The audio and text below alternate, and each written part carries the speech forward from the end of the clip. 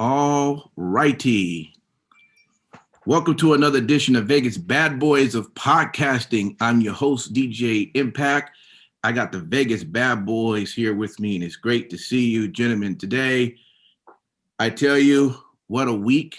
All the way around, no matter, in what way you look at it, it's just been a crazy week. But I will tell you, overall, in terms of wrestling, it's actually been not a bad week. Not a bad week. A lot of wrestling was going on. And what better way to kick it off than with Wrestle Kingdom 15. So let's get right to it. I am, so Sin City, I'm not going to pretend like I knew everything I was watching and see it. What I will tell you is that it is definitely totally different because I've never watched New Japan. It takes a little bit of use to getting to, especially not hearing cheering or booing, right, or listening to clapping of the hands, and I tell you. Under sticks. Yeah, I mean, it was definitely a very different show in terms of that. But the only thing I have to say is Kota Ibushi. Yeah. Okay? your boy. Your boy has ascended finally. I'm going to ask you a question about that. But first, let me break it down. Apparently, let's see. He took down Tetsuya Naito for the IWGP Heavyweight and Intercontinental titles on Monday. And then on Tuesday, he beat Jay White, which almost looked like, okay, they said it was 48 minutes. Yeah. I guess... I guess I was just so in tune. I guess I never even thought that that's how long the time went. I will tell you, and this is the question why I want to come to you. After that match, there was at least 20 to 30 minutes of just, him getting his praise, I guess, walking with the new titles. He walked past the announcers. They all stood up. They clapped. I saw one person actually crying. People in the audience, they had their signs and they were clapping. And because I'm sort of still new to this, I'm just curious, what is sort of the background, the history with Kota Ibushi? Because apparently this had to be something that was huge for him to have taken on both nights. So the thing is, you hit the nail on the head. The title win for Ibushi was huge. He is somebody that's been beloved by the Japanese fans for years. And for whatever reason, he just was not given the run. He wasn't given the championship. Gotcha. And it really is akin to like what happened with Daniel Bryan in WWE, except obviously one way of looking at it is that Ibushi was never an underdog or portrayed as an underdog as Daniel Bryan was on screen. Okay. Gotcha. So it was never his time. He had come pretty close. Like he had won tournaments in the past and gotten championship matches, but came up just short. So it was the coronation of Kota Ibushi and them finally cementing him as a legitimate world title holder. Okay. That makes a lot of sense there. Yeah. Overall, man, great show. I'm going to let you kind of give what highlights that really stood out to you. I tell you, I did enjoy the Sonata versus Evil match as well. I don't know. You tell me, what's your take on the show, man? You're more familiar than I am. Yeah, man. So obviously, we talked about the Ibushi Naito match just kind of in passing just now. Sure. That match in itself was amazing on night one. Both guys really brought it. I would have to say my favorite match of night one, however, was Will Ospreay versus Kazuchika Okada. Okay, yeah. Those guys worked for 35 minutes. They just had an excellent match. That go back and watch it. If you have access to New Japan World, that was my When we talked about the lead up to Wrestle Kingdom, I had said that was my dark horse, contender for match of the night, and it delivered. It definitely delivered. Both guys absolutely killed it. Okada, I was listening to the commentary. Kazuchika Okada is 32 years old. He's 32, and he has, in those 32 years, held the IWGP Heavyweight Championship for upwards of 700 days in a stretch. So we are seeing the new ace of New Japan, and it's really, really great to see that Okada just continues to evolve and to help bring others along with him, as in the way he did with Ospreay in this match. I see that, the Empire faction, that Grado Khan, his real life girlfriend B Priestley, and our boy Jeff Cobb are all in the Empire, and I see great things for them in 2021. I do have a question about Jeff Cobb. Is it just, and it maybe it's me, I'm just coming late, but now that I'm beginning to follow, why does it seem like Jeff loses a lot in New Japan? Is that just his thing, like just to maybe help get up others over, or are they just slowly working to get him to, I don't know, Jay White status?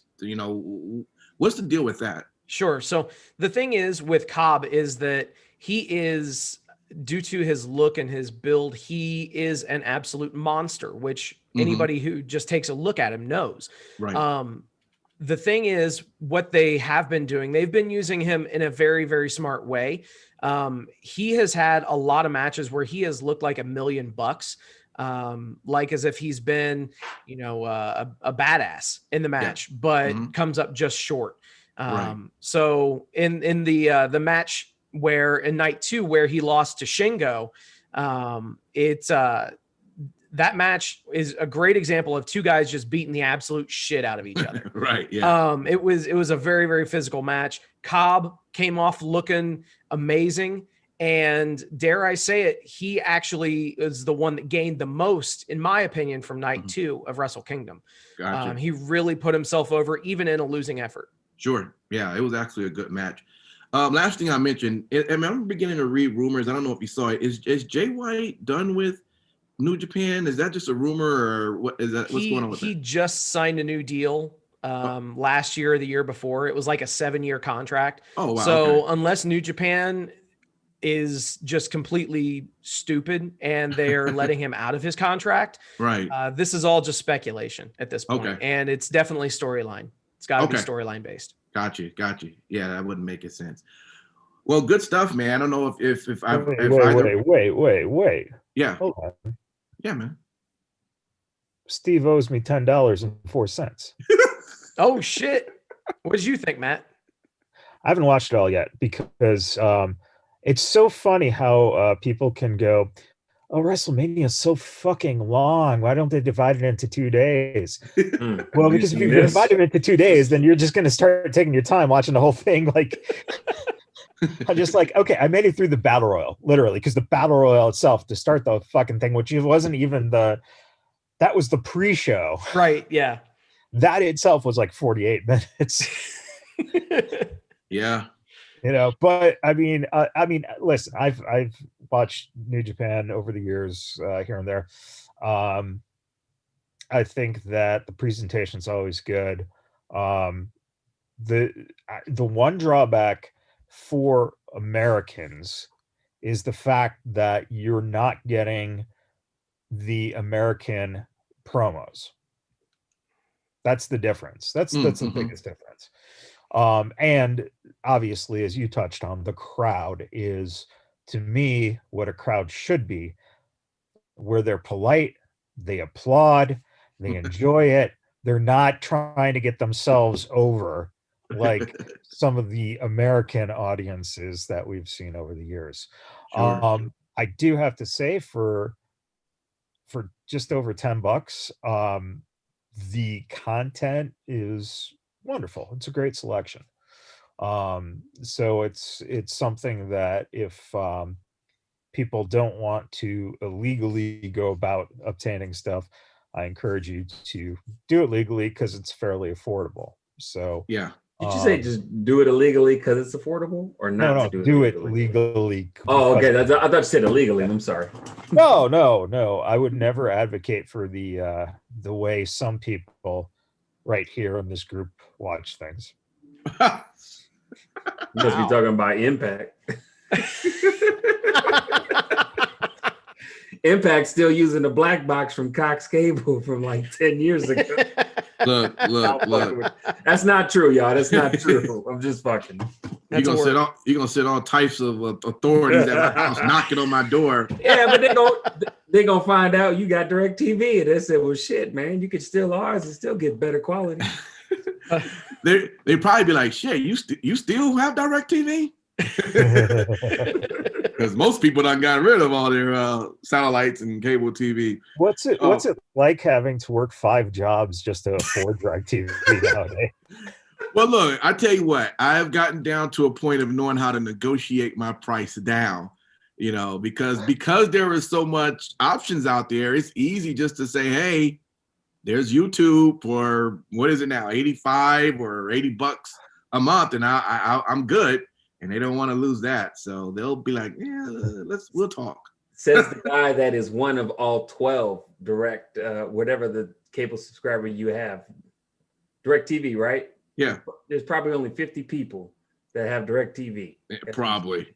Well, who knows? They're owned by AT&T, and who owns AT&T? You have an AT&T phone line, you more than likely really good deal. That was what that whole merger was about. So I'm surprised if there's a little bit more people with DirecTV than there should be.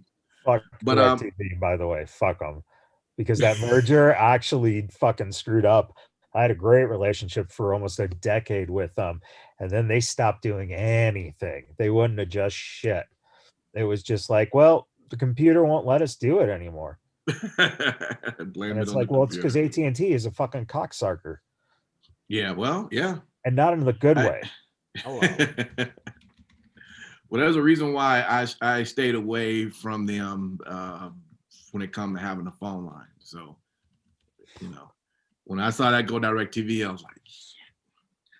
But, like I say, hopefully, I'm not getting too much of an issue right now. So as long as they behave, I'll keep my DirecTV and Access TV, which we'll talk about a little later. Hey, shout out to the few folks that's in the chat. You can join the chat if you're watching us. Any comments that you want to throw in, feel free to, and we will try to get that on as well. Let's move right along. WWE Raw. Folks, fellas, is Raw seeming a little bit better after Legends Night? Can't wait to get to 3 count. Yeah, look, I'm only gonna say one thing about Raw that for me, it didn't make no damn sense. What was the purpose of having, all of the legends in horrible chairs that probably could have been used to hit people with? Have them watch the Drew McIntyre Exalted One match. I just don't understand it. Did y'all notice that too? How they were all just sitting across on the top of the ramp, or was it just me again seeing that shit? No, I didn't notice at all, man.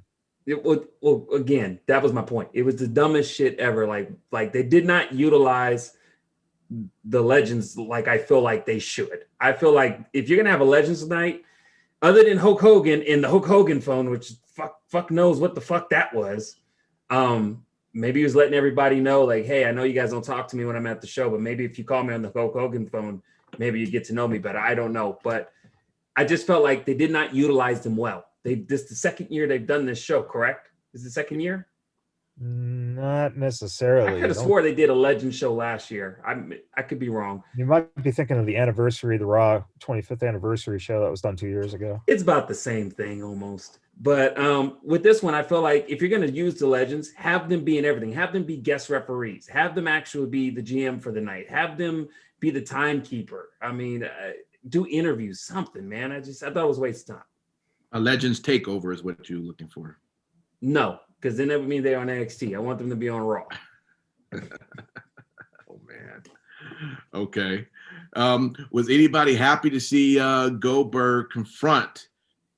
No. Fuck no. Why, Steve? Why? Because I think that listen, it's Drew McIntyre. At least Goldberg can fucking, show something against him. Maybe bring something out of him. Excuse Dude, me? What do you mean? Get something out of him? It's fucking Goldberg. I don't want him on my fucking TV in 2021. Period. But you'll take the fucking 120-pound bloated Chris Jericho? 120? Well, I mean extra bloated pounds. Okay. I was going to say, it's kind of weird. I mean, come on, man. No, dude, honestly, though, like, unless this is going to be a squash match for McIntyre and put him over extremely well, there's no point in doing this. There's no point in doing this. If they, for whatever reason, give Goldberg the strap again, dude, it's ridiculous. It's absolutely ridiculous. I have no problems. But it's expected where that's going to go. Let's just say the dumbest of dumb shits happen and he beats McIntyre and gets the belt. We're going to fucking keep it for like, what, two months maybe at the most until the next major pay-per-view and someone takes it off you? No, you know what'll happen? What, this is exactly what's going to happen. I've got a fantasy book since we don't have our normal fantasy booker. So, Goldberg wins the championship match, wins a championship at the Royal Rumble. And he goes on to face, obviously, the winner of the Royal Rumble match. Fucking have Lesnar in there. Lesnar and Goldberg at Mania. So I'm willing to take bets right now. How long is that match not going to be? I'm going on 2 minutes. Dude, no, I'm just saying, like, that's the type of shit that WWE would do if they legitimately just wanted to piss. If they wanted to piss off, he's not going to win the Royal. But I would piss off. That would. If they wanted to piss off a large number of their fans, I mean, that's exactly what they do. That would do that. That would do that for sure. Yeah, but you also want to make more money than you book Goldberg versus Lesnar. It's mainstream attraction. That's the whole reason, man.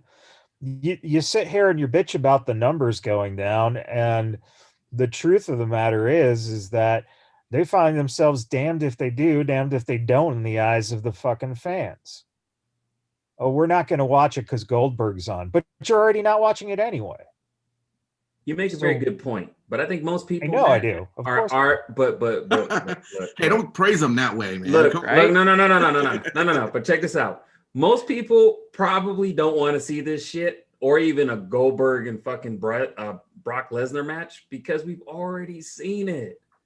It's not so much that the match is going to be fucking short and boring like two old men had to get on a treadmill and fucking run for a change. It's just we've seen the shit over before. Come on, come up with some new shit. I get it. We're probably not going to watch it anyways, but I don't want to see that shit for the third time or the second time. Yeah, but you've never seen, and this comes down to this, you've never seen McIntyre versus Goldberg. Here. Yeah, but I've also not eaten pistachio ice cream, but I still don't want to eat it. It's not interested in it. Well, you know what? It's one way to not have it as ice cream, but you enjoy the nuts in your mouth, so therefore. Man. And with that, that was pretty darn good, man. All right, let's move get you back right over into Impact Wrestling as they're getting ready for this weekend's pay-per-view of Hard to Kill. Speaking of nuts in their mouth, hey DJ, how's those Impact nuts taste? Salty. Listen, I gotta tell you, they ran their Genesis show on Impact Plus. I'm not gonna really talk about that because it's nothing really happened, but they put a really good show on Tuesday night to help push everything that's going on for Saturday. To start off, they did have the semi women's knockout title match with Havoc and Nevaeh versus Jordan Grace and Jazz. And the winner of that was actually Havoc and Nevaeh. And I actually thought, I thought maybe Jordan Grace and Jazz would win. I thought Jazz was maybe ready for another run for a little bit. Oh God, who wants to see Jazz? Wait, what's wrong with Jazz? 6 years old. We've already seen her. Oh, get out of here! Why don't they give her something new? Enough people haven't seen Jazz. That's the problem, you know. But nevertheless, so it'd be Havoc and Nevaeh going against Kiera Hogan and Tasha Steelz on Hard to Kill. So that should be really good. I'm going to guess Kiera Hogan and Tasha Steelz is going to win that one. So you sound like you're very excited just to see those two on TV in general. Well, listen, they are very beautiful women, absolutely, but they're also great competitors. Okay. Oh, you're so full of shit. The way you said that, man. Tell us how you really feel. Hey, all right. Check this out.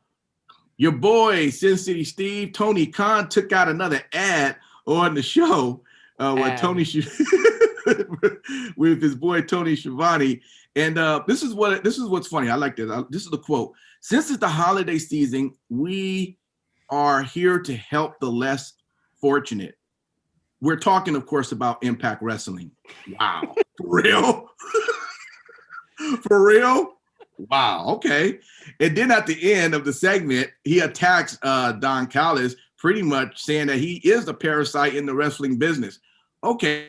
I like what I'm seeing. I like what I'm hearing coming from Mr. Tony Khan here. He's going hard. What you got to say, Matt?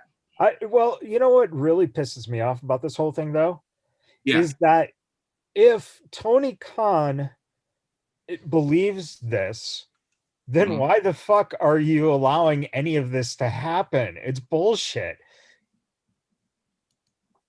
If they're less fortunate, the reason why, fine. But if you're saying that Don Callis is a pimple on the ass of, AEW wrestling, then why is Don Callis there? He's not under contract.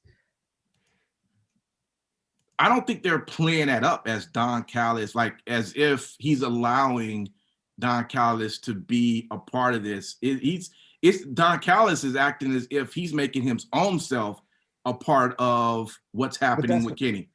But that's what I'm saying. Yeah. He's showing up week after week on your TV product. At some point, when are you going to get, like, I don't know, the police to take him out of your fucking building if you don't want him there? At least the WWE even makes that attempt to make it seem like it fucking makes sense. Right. Aspect of it doesn't make sense. It's an inside shoot. It's funny because it's like, nudging your buddy, but at the same time, it's like, well, if you're in control of your company and this guy keeps showing up week after week, right, you have power. It's your fucking company. No, that's true. But overall, I think he just wants to see, what comes of all of this. I think is how he's trying to play it up, right? Anyways, Taya Valkyrie, she did confront Deonna Purrazzo, and they're going to have their women's match at Hard to Kill. So that should be really good. And by the way, Taya Valkyrie looked very, very beautiful that night. I just want to say that. Well, apparently you called it Taya Factory. I was like, I like how you adjusted your tone and your volume as well when you were saying it. Well, I don't want her hubby to find me. I'm just saying, she wasn't in her regular ring attire, and when she came out with, but it's just put in a text to Mr. Morrison, let him know what you've been saying here, man. Michaels is gonna get Jomo on the line. Yeah. hey, right. Yeah. And then, of course, you have the big match everyone's talking about. Where you're gonna have Kenny Omega and the Good Brothers going against Rich Swann and the Motor City Machine Guns. Apparently, in the show, they were going to go jump them on their bus, but as Rich Swann and Motor City was walking to their bus, apparently they got jumped by the Good Brothers. And the way this is going, the way that they keep getting beat down and Impact's always just being talked bad about. Listen, it's either definitely one thing's not going to happen. Rich Swann and Motor City is not going to get pinned. That's for sure. So I don't know how they're going to do it, but they can't I don't see how the storyline could be how they're just completely being shit on constantly, and then they end up beating their guys. Because if you want to make sense of it, have the Good Brothers turn and cost Omega the fucking match. Turn on him during the fucking, I mean, that is, yeah. But do you see that coming though? No, because they don't book sensual sometimes. Yeah. Unless you're talking about sensual, unless we're talking about the Kira Hogan. And, yeah. Yeah. Well, it's going to be interesting to see that particular match. I want to see what comes out of that. The last thing on the show I thought was pretty cool. So if you remember during the time, Deonna Purrazzo had hired Father Mitchell to turn Su Yung back to Susie. So they followed up on that storyline, and finally Deonna caught up with Father Mitchell and said, hey, is it finally done? And Father Mitchell's like, well, she isn't Su Yung anymore, so I did fix that. And then who comes out of the door? Susan. Susan is now her name. With the glasses. Yes. All right. Looking like the office secretary. Okay. And I tell you, I'm loving to see where this is going to go. Good stuff all around with Impact Wrestling, you guys. If you can, another one to try to watch this weekend. A lot of things is going on with there. I'm not going to even mention about the whole thing with Chris Bay and Rohit and Manic. We don't. Let's just unmask him. Great stuff going on. Impact Wrestling. That was the show. A lot of stuff was going on this Saturday again. Try to catch it. I'm sure it's going to be great. Let's go over into NXT New Year's Evil with our very own Simon Street. How was it, man? I don't know, man. After that intro, I think it might be better if you do it. No, I'm playing. You didn't watch the show again. Oh my gosh. How many times are we going to go there with that, man? But it's cool. It's cool. Yes, NXT Evil was pretty decent show. I enjoyed it overall. Some of the highlights that were interesting to me were just starting off out the gate, Karrion Kross versus Damian Priest. Really good match. Those two, at least from what I saw, really worked well together. I enjoyed it. I mean, from start to finish. I mean, especially toward the end, the banter. But, fortunately, Karrion Kross, put Damian Priest down and won. I mean, it was a very good match. I think it's great to have Karrion Kross go up against a competitor like Damian Priest. And, we need to get used to Karrion Kross. And I'm glad that, for me, they're doing it this way versus immediately just launching them back in to the title picture immediately. So, yeah. Well, they also, but don't forget, they needed a way to get Damian Priest out of NXT. Well, that's true too. And it's funny you say that, because the way Karrion Kross did toward the end, Damian Priest says, "I'm still standing, bitch." and then Karrion Kross said, "Okay." Hit him with another Saeed, and after that, hit him in the back of the head. Great match.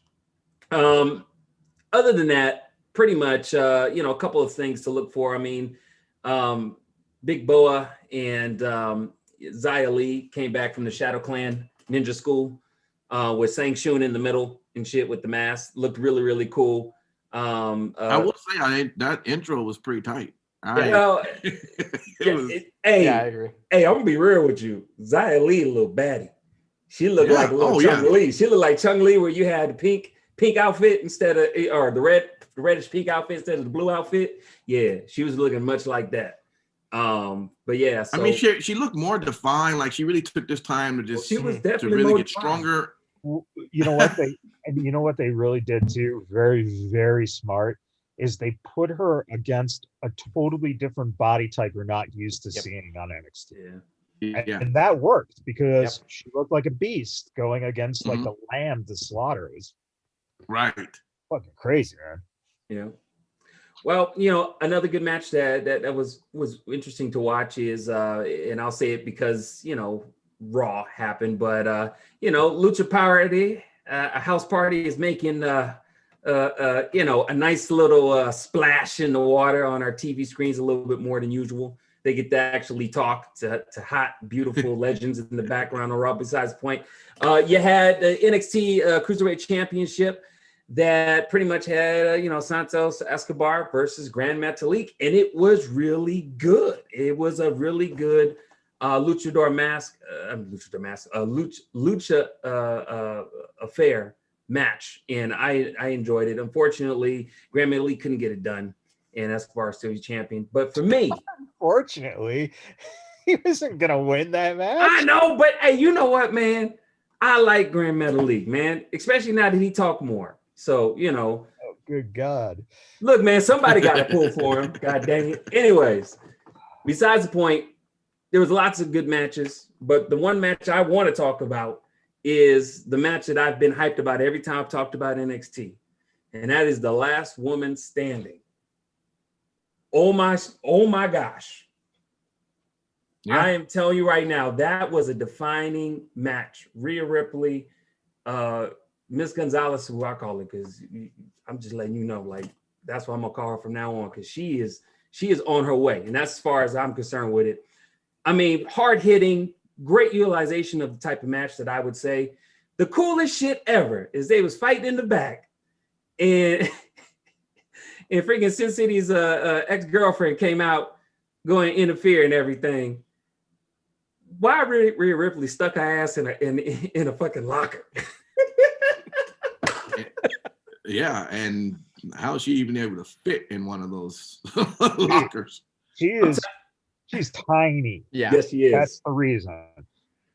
Well, I can tell you right now, most inventive way ever. Next year ends award needs to go to her for something, because I was just like, wow.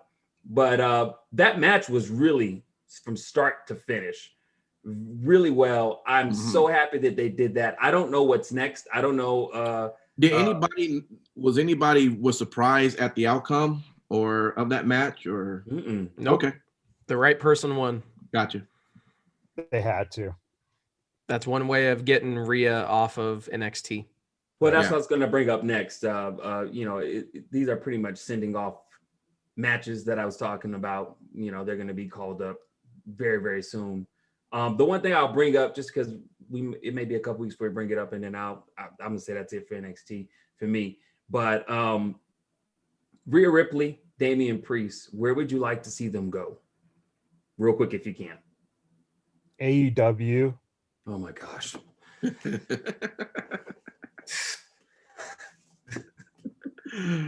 Oh man. Ripley to, I'd say, SmackDown, and Priest to Raw. Same here. That's exactly what I was thinking. What about you, Impact? I would agree with that. Okay. What about you, Matt? It makes more sense to do that, but I got a feeling they're going to do it the opposite. Put Rhea in there. Oh, so she can go against Charlotte Flair again. Yeah, a little build towards that, maybe. I don't know. It just seems like Rhea would make more of an impact potentially for Raw ratings, to kind of give those a nudge. I think if you put Damian Priest on Raw, it doesn't give you any push. That would be my only reasoning to it. Yeah. Makes sense. I mean, NXT championship match, anyone? I was going to say, I was going to let you recap the whole show. You might as well talk about that match too. I didn't recap that whole show. I left the fuck you didn't. I left out almost a third of what was left. I did. I only talked about 3 matches. Straight. I did. 3 matches. Call it back. Continue. All right. No, I was just going to say, obviously the NXT championship match, with the Prince versus the O'Reilly one is what I call them. Really good match. I mean, for a second time around, I mean, really just technical wrestling at its finest. It was everything that I wanted. I'm gonna be honest with you. I already knew that, the outcome was going to be what it was. It just is what it is. That's the only reason why I didn't really want to talk about it too much, other than it was being a really good match. I already knew what the outcome was. What do you guys have to say about that? I mean, I thought that this was the last two matches on this show really set an amazing ending to this event. Yes, I thought that, the Karrion Kross match at the beginning got everything started, but it definitely hit kind of a lull in the middle. These last two matches really picked everything up. And by the time that, Balor and O'Reilly happened, I was pretty amped up. Those guys delivered, and amazing work by both guys in that match. It really was an example of two guys beating the shit out of each other. Something that I said earlier about a match in, at Wrestle Kingdom. Same thing applies here. Both guys just took it to each other. It was awesome. I really hope that we see. I hope we see this lead to one last match, and that would be for O'Reilly to be just furiously frustrated in himself and really wants one more matchup, and Finn doesn't want to give him a match. Hey, you had your shot, boy. We did it twice. That's okay, fella. And then O'Reilly gets the demon, because we haven't seen the demon, and it would be one last shot for O'Reilly to finally get a win over Balor. Build it up, but have it take that little turn of, hey, he's not wrestling Finn. Oh, you don't want Finn. You're going to have the demon. Yeah. So that would be a potential setup, but it also brings the question about Undisputed Era and what they're going to be doing, because of the fact that the way that O'Reilly looked at the end of that match said a thousand words, man. It totally sets up anything they want to do, because he sold it so fucking good. Yeah. Absolutely. If you wanted to cry because you look at someone's face, that was that feeling, like looking at your son who just got fucking his ass beat, and was so close to winning. Mm-hmm. What are you talking about? It's the way a lot of people look at when they look at their paychecks. Look, I would tell you this. All of those were great times of the great parts of the show. I was really entertained once again by Gargano having this police escort. Let me tell you, if you were to just do yourself a favor and if you're watching that and you decide, let's just say you wasn't into wrestling and you just decided to flip channels and you rented that commercial and you saw that escort, you would stop at what you were doing and going, what is going on here? Okay. And they were cutting back and forth between the medics and the refs checking on Ripley. Right. This ridiculous police. Yeah, that was great. Listen, I usually don't watch commercials because it's all DVR, so I fast forward. But for that, I just sat there and watched it because I just really wanted to see, them do this, which they did. Excellent stuff. Hey, for anyone listening or watching, DJ has a birthday coming up near the end of the month. If anyone wants to get him that same exact coat Dexter Lumis was wearing, DJ needs a smoking jacket. That would be amazing. Hey, I'll wear it. Okay, I'll wear it. With the white slippers. Right along with the white slippers, exactly. Oh, boy. Mm-hmm. Here we go. Mm-hmm. Sin City, Steve, you're going to probably like this as we move over into AEW. I am officially a fan of the Acclaim. It's done. Okay. It's done. And listen, once again, comes out, new lyrics. I like the beat. The lyrics was on point. He called your boys connected with Jannetty. I mean, when I heard that line, I must have lost my mind. I'm seriously. I like the camera movements. Everything was right about that. The package for them is there. If they could only wrestle, it'd be. Yeah, that's what I'm hearing. It's like I think they're horrible. We're working on that. We're working on that. We're working on that. Hold on. You better send their ass to the same place Zia Lee and Big Boy ass went to. Sang Shun's ass. I mean, I don't know. I really enjoyed that, and I think they at least is going to be my favorite when there's time for them to come out. Hopefully the wrestling will come. That's what you get out of a lot of these guys off the show. You know, over time, you hope that they become better as they continue to progress within the business. You know, but right now they got my attention. So from there, man, I tell you, what's your take on AEW this past week? One thing that was really cool with that match specifically was you have to look at the full framework of the match.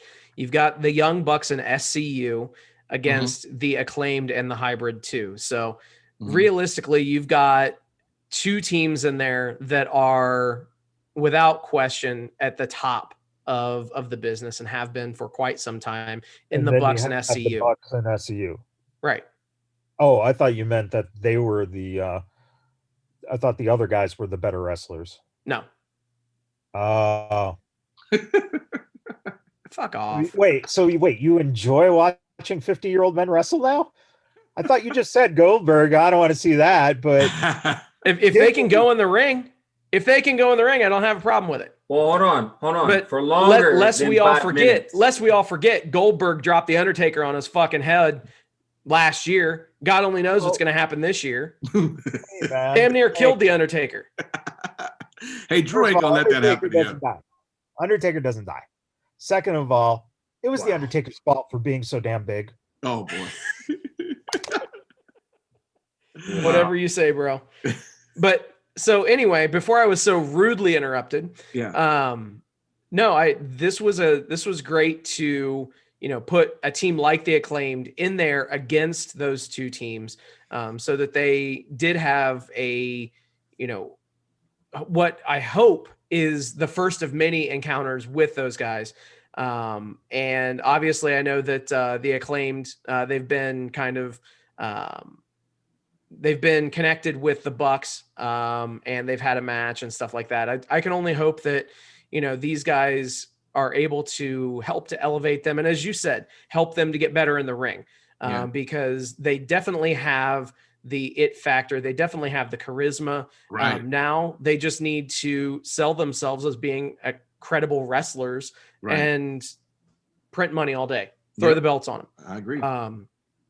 So that's huge. And obviously, I mean, the Hybrid 2, they're no slouches themselves. Jack Evans and Helico, they've been doing this forever. Two really, really underrated workers on the roster right now, for sure. Yeah. Something that I thought actually, I don't want to call it a letdown, but was a letdown was the Wardlow Jake Hager match. I didn't think that it was as smooth as it could have been. This match would have deserved a better build without question. It was just a kind of a shotgun build.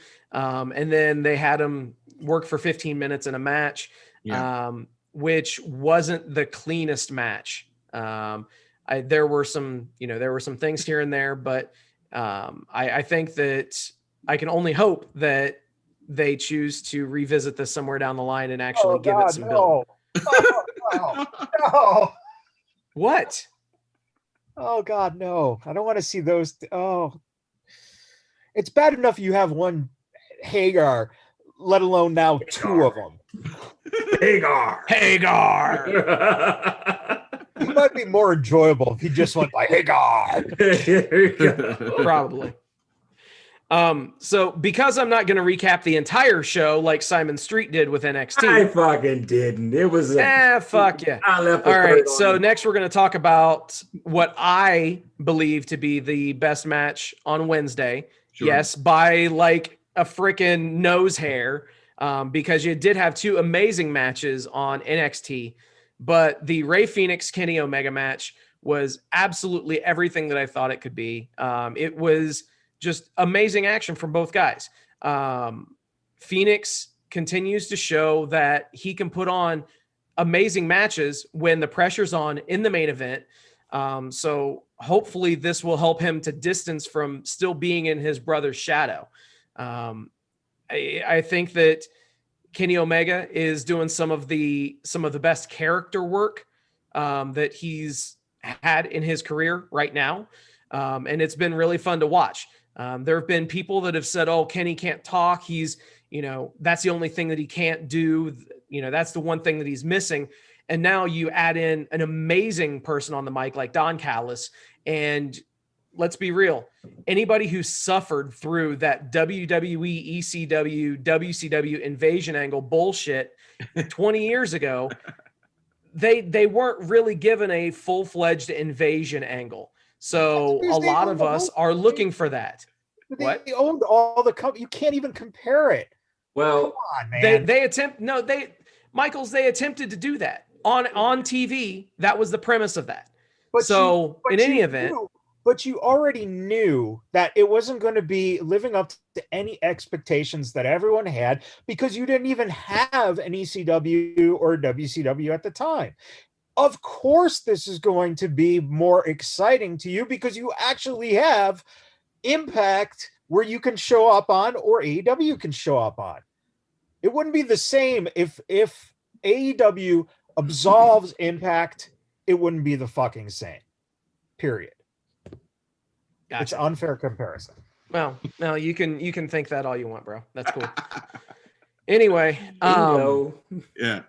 And obviously the match culminated, and Kenny Omega picks up the win. Mm-hmm. But then you have the Good Brothers come down, right, and appear on AEW TV. I guess it would be 2 years too late, because obviously Tony Khan wanted them for the first edition of AEW Dynamite. At least that's according to Big Money Dave Meltzer. They were rumored to be showing up to take out Kenny Omega. And the third person in their group would have been AJ Styles. Take that as you will. And notice how he used finger quotes. Yeah, whatever. Proud of you. Whatever. Honestly, I'm more excited about this than what I would have been about that, I think.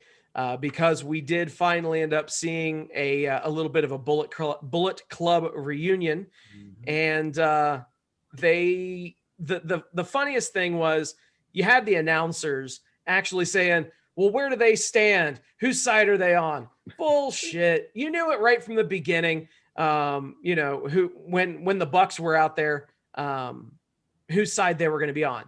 They obviously were going to throw up, as they called it on commentary, that hand sign. Because obviously they can't say too sweet because of the whole, cease and desist. So, the show ended with the five guys in the ring, Omega, the Bucks, and the Good Brothers, all doing the too sweet.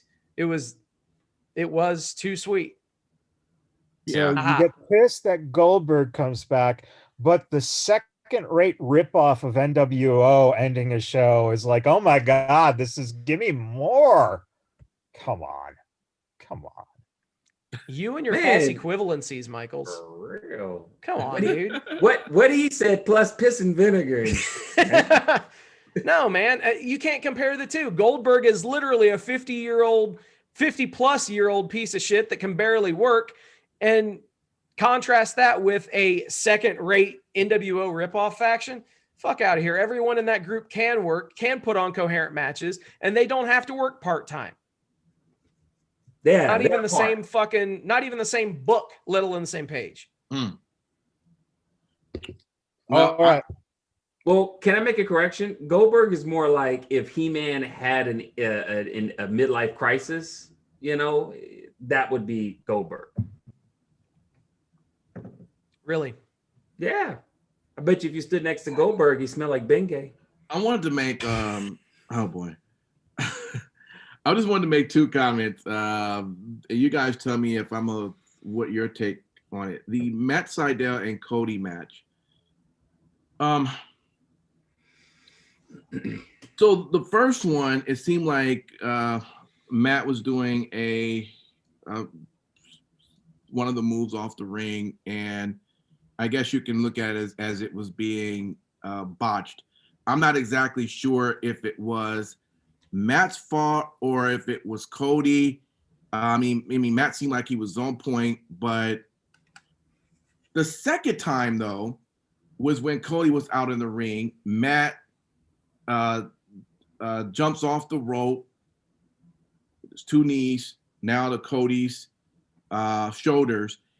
And now I clearly see that Cody just didn't fall back as he should. He actually twisted to a point where, thank God, I guess Matt Sydal wasn't really injured, but his knee looked like that it could have been.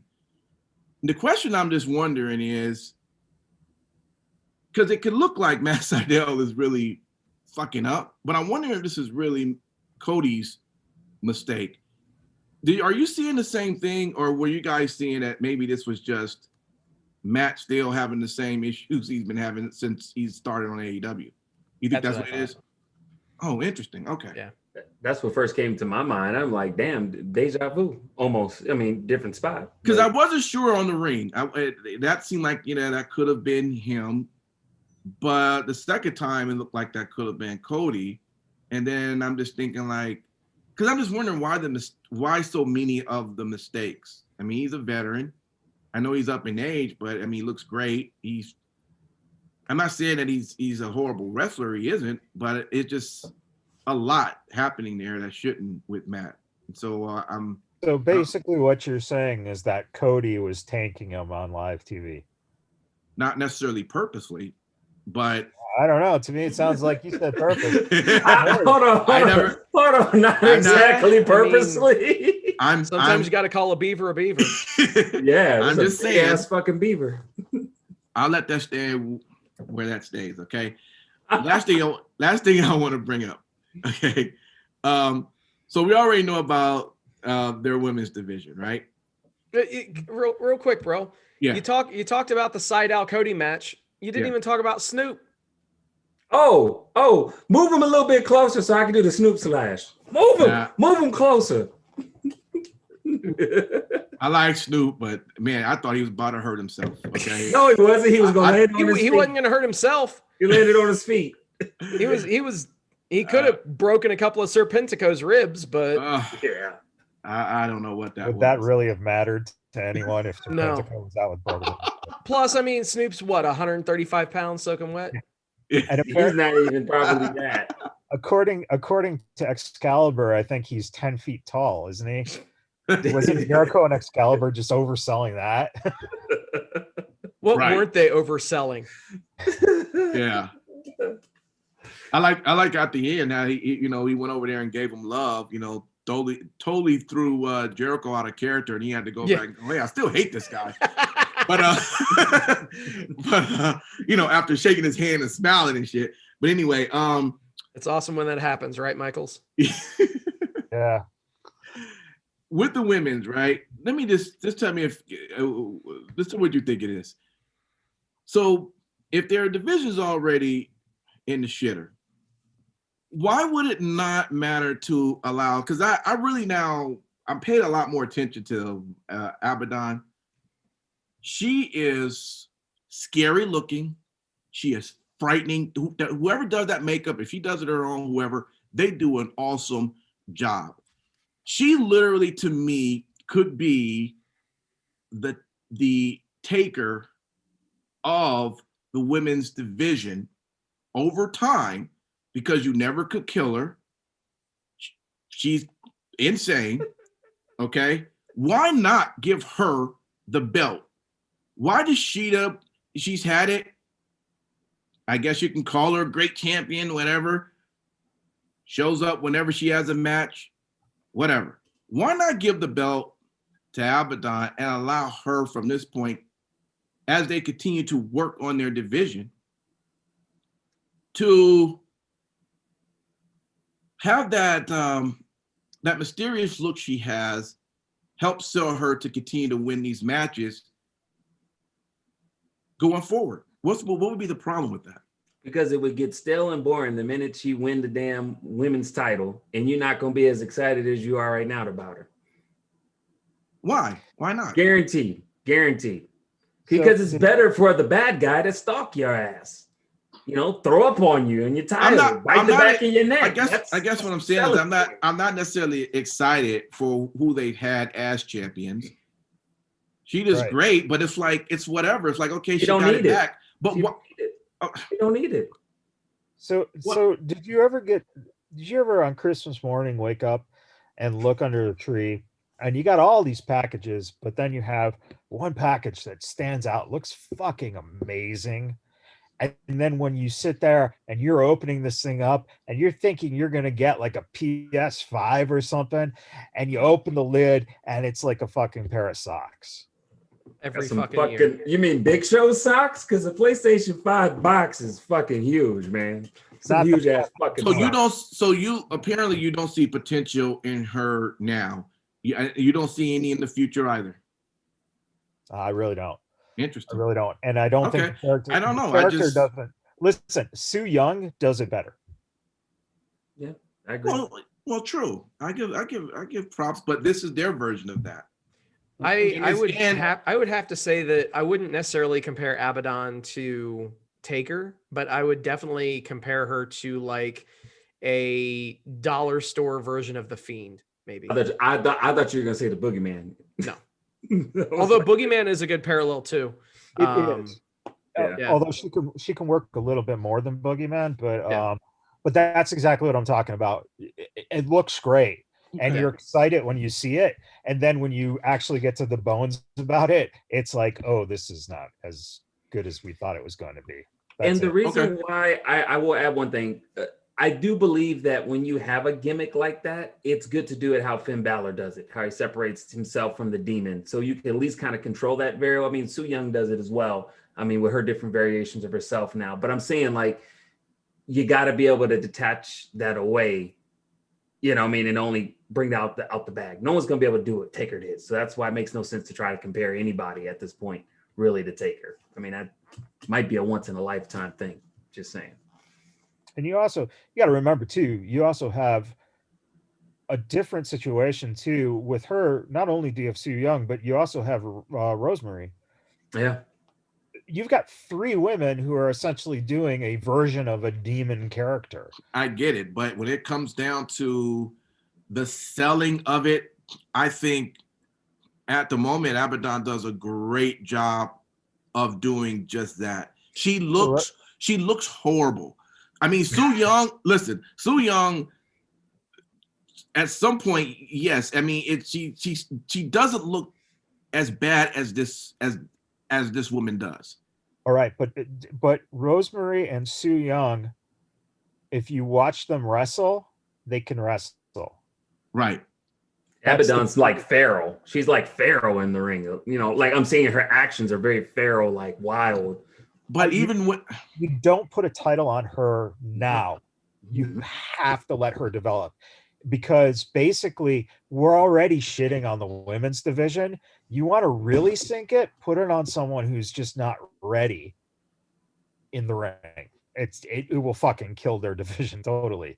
You might as well throw fucking Wendy Richter in there. Okay.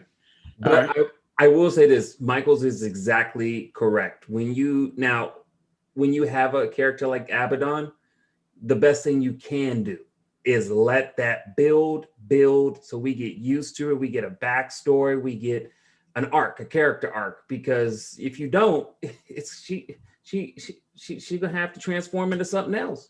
Well, as far as I'm concerned, they shouldn't have never even brought her out yet to then she was fully ready, because if she was fully ready with that particular character, I believe that could have been sold as being a person that could hold that, get the title and hold it. Well, the character's ready. We ain't ready. That's the thing. We're not ready. You can't just push a whole goddamn Abaddon character down your mouth. It takes time. You got to eat it bit by bit.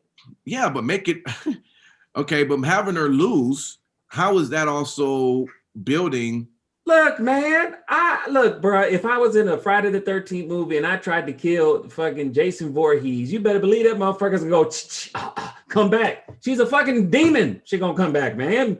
You kill her thought, so you can't kill her. You said it in the beginning. Can we move on? Did you just get your ass handed to you by Simon Street? I guess so. I guess so. You know, as long as that makes them feel good, I'm all about making people smile and live in that moment. Let's move over into SmackDown. Hold on. Oh, you just sounded like my dad's about to whoop my ass. I'm so glad. Well, he kind of is the dad of the show. I mean, yeah, but he sounded like he gonna whoop my ass, or when we get in the car, punching my ass. Don't you worry. As soon as the stream ends, I'm gonna get my comeuppance. Yep. Like you said, sir, let's move on. All right, SmackDown. What you got for me, Matt Michaels? I gotta say, Sami Zayn is one of my favorite people on this planet. Period. Yeah, I agree. Oh my God. As he's walking down and he's just building this, I'm going, if they don't have him get pinned in fucking 5 seconds, I'm going to be so pissed. And that was just beautiful. It was just so fucking good. That whole gauntlet really was a decent tell. You know, you knew that at some point you were going to have to move up to what they're trying to do with this Adam Pearce angle. I have no idea what that is going to be. But I like the idea of intimidation, like total fucking intimidation, especially with a guy who, Paul Heyman, again, man, boy, do you want to just talk fucking gold? But when Paul talked to him about his career and how, you know, he just, you wanted to be WWE champion. And it was so sincere coming from his heart. Like, I mean, Paul Heyman is, God damn it, someone bubble wrap him and like freeze him so that we can have him like every generation. But you know what? Also, too, shout out to the cameraman, because when you see, Adam Pearce is like here, you see in the little corner right here, Paul Heyman, and it just works. And so I don't know if the cameraman really locked in on that purposely or just happened to be on there, but they held that and it told so much. It's, you know what? And if you watch, sometimes it's the cameraman shots, but even if the camera is not on him, if it was live, if you're watching it in the arena, Paul is doing it every single moment because he knows. Yeah, that's the problem with the guys who get the business are there 100% of the moment, every single time they step through the curtain. And when you're not, then it feels awkward. I think that, again, what's cool is Adam Pearce is definitely put in his dues. He's someone that I think that Paul nailed. You know, what was being said was something that was very true. And Adam tried his hardest, but he just didn't get to that it factor, you know, to where he got the opportunities to be a wrestler at WWE. He's pretty decent in this role, at least for now, which is a nice undefined role. It's just talent relations. Okay, that's great. No more commissioner shit. And then you bring along another talent relations type person in the stunningly awesome, seeing what's her face come back. Sonya? Help me out. What's Mandy's lover? Sonya Deville. Sonya Deville. Yeah, I was gonna say Cruella Deville. Yeah, Sonya Deville. I'd be interested. I'd like to see that. Cruella Deville has a freaking talent relations. Mandy. But I think seeing Sonya, hopefully in that role, will at least give her something to do. To, you know, again, stack division, as we kind of talked about last week in a women's division. So I'm kind of excited to see, you know, maybe we'll see Pearce maybe do like less and Sonya will get a little bit more. So it's like 50-50. But the gauntlet really served its purpose. We got to that brutal destruction of Shinsuke, which was, it was just like, oh my God. Oh, and then for Adam not to want to go in there and to force him in and then to just smack him out of the blue. It was just done so precisely and so nicely. then you have doesn't it just anger you the fact that that we're in this COVID right now? Because I want to be at the live shows now to actually experience this. That's how great it is, just to be there to see it. I just got upset watching it, going, damn, I wish I was there, so you can boo and just say, just to be a fan, I think that's a very valid point, but at the same time, I think that if there was still a crowd, we never see this from Roman because Vince doesn't have the balls to pull it. Yeah. I think this gave him every fucking chance to pull that because he didn't have to worry about crowd reaction because he can control the narrative inside the Thunderdome. Yeah, makes sense. So you wouldn't get too many cheers for the guy that you're trying to get, boos for. Right. Yeah. Right. Yep. Now, did anybody else want Shinsuke Nakamura to actually get his fair? I mean, he won the gauntlet match. Like I was like, yeah, I'm actually cool with this. Without a doubt, man. Him facing Roman, I could get behind this. All right, because he's been more aggressive. So I mean, but unfortunately, I didn't get my wish. I know. It's sad. Honestly, I think that his performance in the gauntlet match actually gave him a little bit of legitimacy back. I mean, he's largely been stuck in the middle of, he got lost in the shuffle. And I think that Michaels, Jesus Christ. Well, what are you going to do with a guy who can't speak any fucking English on your show? Thanks, Vince. Anyway. Honestly, dude, you have him cut the promos in Japanese and give him fucking subtitles. There you go. And then have the subtitles not be what he's talking about. That part. That works too, I guess. But no, like it was good to see him featured very prominently. I wish that WWE would have pulled the trigger with him back when he won the Royal Rumble initially.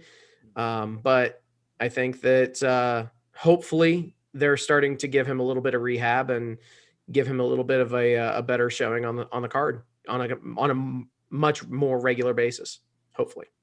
I mean, come on. They let Lucha House Party loose this week. So send him back to NXT. No, they was on Raw, bro. Come on. I know you seen it. They were on NXT too. Yeah. Yeah, I don't remember. I honestly cannot say I remember them on Raw other than I think they were talking to Melina. Or Melina. Yeah, that's I mean, when Melina shows up, I remember those memories. I'm just saying. That's a Do you remember those memories or those memories? Memories. Because when you look that beautiful. Did they actually wrestle on Raw? Nah, I don't think so. No, yeah, they did. I'm sorry. They did? I don't know. That's why I'm asking. So but yeah, you know what? It's again, but the thing is that you get to the point of what are you going to do? You're going to push Shinsuke? I mean, I don't know. And you got your top dog now. So are you going to have Shinsuke versus Roman? Listen, the way they did it was right. The way they did it was right. You mean the end with Paul Pierce? Yeah. Or whatever the hell his name is, Adam Pierce. Paul Pierce. I'll pay for Paul Pierce. I don't want him to go Nate though. But you still the rest of the stuff on the show was solid. Really, really very curious to see how the Bailey Bianca stuff is going to play out.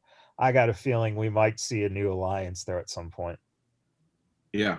Bianca and Bailey? Potentially. That sounds like some Ben and Jerry's ice cream. That sounds like Bailey and Irish cream or something like that. Let's face it. Hey, I would dip Bailey in Irish cream.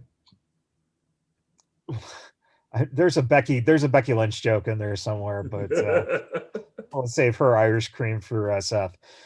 So, well, the cream's going to the baby. So, I mean, she's breastfeeding. Going back over to the Sonya Deville right quick. You know what? I just want to shout her out for just how awesome she looks in wearing these suits. Yeah.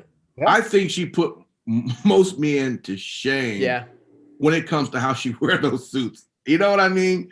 Yeah. She's bad. I just got to give her props. I've never seen any woman to kill a suit like that. She does it all the time. But this past episode, I was like, okay, that is just off the chain. You have to really, for someone who's been around for as long as she has now and has had the struggles of finding something, the smartest thing you can do is to reach within yourself and just notch up your own persona just a little bit. And that's what she's doing. This is who she is, man. Right. And it fucking fits her. And I want to see more of her because of the fact that she is a very well-spoken, entertaining person, period. Oh, yeah. You know, if you can fit her into the ring and get her into the ring role, great. But you're doing essentially what you're doing with Alexa, right? You're finding some kind of path that they can play a character that they're really fucking good at. And if it doesn't necessarily mean having to put you in the ring the whole time, fuck, that's great, because it adds a depth to the entertainment. And you know, hopefully saves from having to see something that is, you know, like the Hurt Business or something. Yeah. Yeah, I like you just said that. Well, that was my quick Hurt Business dig for the week. Yeah. Let me ask you this, Matt Michael. I'm looking at the chats, and shout out to everybody who's in. A lot of people have been commenting. Javon, what's going on, man? He says Big E is not a good champ. Huh? I don't know. I disagree with that. I think Big E is a good champ. But let's talk about Apollo, though. I mean, is he finally becoming relevant here? I mean, you know, he decides to slap, which is that the clue of going heel now? Slap Big E, which I was like, man, you about to get your ass whooped. And he did. You know, so first off, thank God they had Big E actually like destroy him, because I was afraid there for a second that all of a sudden Apollo goes over. You know what? That's, again, if you can take something inside of you and notch it up a bit, then you get something that's a little more entertaining to watch. All right. It made it more entertaining. It took a long time to get to that moment, which was a drag. But regarding Big E as a champion, I have mixed feelings, because part of me thinks that he could be a fucking just the damnedest of champions. But I also feel that when you continuously bring in the New Day collapse and shit like that, get rid of it, man. It's over. You separated just let it go. Let it go. I loved his ring gear this week. It was fucking awesome. You know, bring more of yourself to it. Forget the New Day stuff. It's done. Let's see more aggressive. I honestly have been begging for heel Big E forever. Yep. And so I'm getting heel Apollo, which always seems to be obnoxious. It's obnoxious. And Javon agrees with you, Matt. He says you're right. So there you go. I guess you got something going on there. You know, I will say this, Big E champion. I think a lot of it has more to do with who Big E is going up against, is what kind of championship match we'll get. And there's nothing bad against Apollo, but that's not somebody that I would want, you know, your new Intercontinental champ to really start going through. I want to see the Big E champion go through, I would say, a serious competitor, if it ain't going to be Sami Zayn. Do you see what I'm saying? I want him to have some epic matches. And I feel like, what's next? Okay, they went through Apollo Crews. Who's next? Who's honestly next? And, you know, and they already blew it with Sheamus. You know, that's another thing, you know, having Sheamus go to Raw. So, and, you know, and you could have seen, because I think someone of Sheamus's stature, Cesaro. Cesaro's a good one. Yeah, I'm trying to think of bigger guys. you have to work on bigger guys. That's what I'm saying. We'll see a better Big E champion, because real talk, I was hoping that Big E wasn't going to win the Intercontinental Championship. That didn't mean I hoped for that, but I wanted to see him make a transformation, either being heel by going through Roman and getting destroyed by Roman, getting screwed over by Roman, and then later on being collapsed by exactly what you said. Because that's that weakness in you. And so as a character, you shed that weakness. There's a transformation that happens. Thus, you become heel Big E. To where he's like, I'm not taking shit from nobody. Do I look like a joke? And just rough shop somebody's ass. Because the dude is big. You know? That's the way I would book it. I say have just throw a mask on him and have become part of Retribution. I thought you were going to say Lucha House Party. Jesus. Can you see Big E as Lucha House Party? That shit would be funny as shit. Hey, the very, very last thing, man, we do have new tag team SmackDown champs. You guys excited about that? No. Oh, hell yeah. What is all right. All right, let's is hear it because Rude is in pink? Let's hear the pro and the cons. Why you like it and why you dislike it. Let's go. I think the pro is that I'm not seeing with the Street Profits with the fucking belts. They have literally been Raw and SmackDown champions straight through, and I can't think of, like, it's really hard to think of any purposeful, meaningful stuff that they've done. Damn. No, I'm serious. I find that, again, you've got two characters stuck in a gimmick that is so much more about the gimmick that they're going to be red party cups for fucking 15 years. Yep. And you're not going to be able to see the fucking skill set that these guys actually have. That's my problem. I also think that Ziggler and Rude, give them the belts for a little bit, because now you have a veteran kind of presence. Also, listen, Bobby Roode's 64 and Ziggler's 53, so not going to have much more time. Pretty much. So, what's your take, Simon Street, on that? You was the opposite. My whole thing is for a totally different reason. I actually like Ziggler and Rude, but the problem is the tag team division right now, to say the least, for SmackDown is very, very shallow. So what would have been good for them to have those titles in a vibrant tag team scene on SmackDown would have been cool. Yes, I was kind of happy to see those belts being taken off of the Street Profits. I liked them as a team, but it was time, I felt. But who are Ziggler and Rude going to go against? Is it going to be Shinsuke and Cesaro? They teaming up again? I mean, that's something I think of. That's all you have. And that's the problem with the tag team division, just in general. They're gonna have rematches with the Street Profits for the next 3 months. And I don't want that, because we Raw with them in the Viking Raiders. Yep. Bingo. I don't want that at all. And so that's my reason why I said I wasn't happy that they had it. I want them to. You can't always have what you want, Simon. Well, I mean, thus is true. I mean, according to Michael's, I want nuts in my mouth that happen to be an ice cream as well. But that's what he wants. The only problem you get down with having the Street Profits retain the championship is exactly what you just said. Well, then who the fuck are they going to wrestle? Well, and the reason why I say keep them with those belts, because at least they can do something entertaining that doesn't require them having to be in a match all the time. And they did that in Raw quite a few times to where they weren't even in matches. Do you not, have you ever watched a Ziggler or Rude? They're fucking entertaining as hell when they get the opportunity to be. Well, true, but I was saying it just from a standpoint because I like the team and I want to see them in a very competitive, tag team division, which it's not deep. Well, no, of course not. But when you have only scraps to go with, that's what you're gonna do. And the fact of the matter is until Vince dies, this is what tag team wrestling is gonna be. I know. But it really, really sucks, and I'll shut the hell up with this tag team shit. Can only it hope. Sucks. God damn, man, shit. Put some sugar on that shit next time. Fuck.